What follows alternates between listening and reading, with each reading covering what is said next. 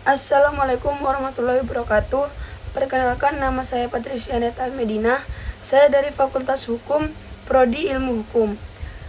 Saya di sini akan menyampaikan orasi tentang implikasi ekonomi dan sosial terhadap uang kuliah tunggal yang tinggi. Biaya kuliah tunggal atau yang biasa kita sebut dengan UKT di Indonesia adalah mekanisme pembiayaan pendidikan tinggi yang bertujuan untuk meringankan beban biaya kuliah mahasiswa dengan menetapkan biaya berdasarkan kemampuan ekonomi keluarga. Meskipun tujuan UKT adalah untuk membuat pendidikan tinggi lebih terjangkau dan inklusif, ada beberapa aspek yang perlu dipertimbangkan dan dikritisi dalam penerapannya. Pertama, UKT diharapkan dapat meningkatkan akses pendidikan tinggi bagi seluruh lapisan masyarakat. Dengan penetapan biaya berdasarkan kemampuan ekonomi, mahasiswa dari keluarga kurang beruntung seharusnya dapat mengakses pendidikan lebih tinggi tanpa beban biaya yang berat. Ini sejalan dengan prinsip keadilan sosial dan pemerataan kesempatan pendidikan. Namun, penerapan UKT tidak selalu berjalan mulus. Ada berbagai keluhan mengenai ketidakakuratan dalam penentuan kategori UKT. Banyak keluarga merasa bahwa penilaian kemampuan ekonomi mereka tidak mencerminkan kondisi sebenarnya, sehingga mereka dikenakan UKT yang lebih tinggi. Proses verifikasi dan validasi data ekonomi yang kurang tepat bisa menjadi penyebab utama masalah ini. Dalam beberapa kasus, kurang transparannya proses penetapan UKT juga menimbulkan ketidakpercayaan di kalangan mahasiswa dan orang tua.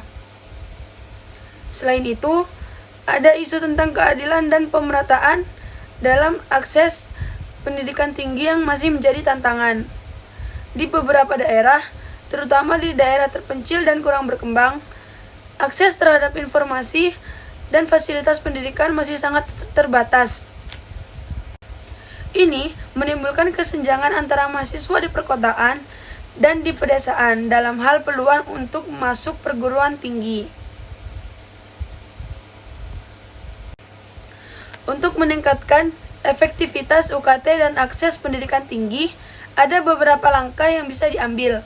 Pertama, meningkatkan transparansi dan akurasi dalam penilaian kemampuan ekonomi mahasiswa. Sistem yang lebih terbuka dan melibatkan pihak independen bisa membantu memastikan bahwa penetapan UKT lebih adil dan sesuai dengan kondisi nyata. Kedua, pemerintah dan institusi pendidikan perlu meningkatkan upaya penyebaran informasi serta memberikan bimbingan dan pendampingan kepada calon mahasiswa dari daerah terpencil ini. Ini bisa dilakukan melalui program beasiswa, bimbingan belajar gratis, dan fasilitas pendukung lainnya. Secara keseluruhan, UKT memiliki potensi besar untuk meringankan beban biaya pendidikan dan meningkatkan akses pendidikan lebih tinggi di Indonesia. Namun, diperlukan perbaikan dalam implementasi dan pengawasan agar tujuan mulia ini benar-benar tercapai dan dirasakan oleh seluruh lapisan masyarakat. Pendidikan tinggi yang terjangkau dan inklusif adalah kunci untuk menciptakan masyarakat yang lebih berdaya dan sejahtera. Nah, dalam konteks demikian, jangan sampai banyak anak pandai yang terkendala masuk ke PTN. Oleh karena itu, negara harus hadir di tengah rasa keadilan bagi mencerdaskan anak bangsa. Sekian dari saya. Terima kasih. Wassalamualaikum.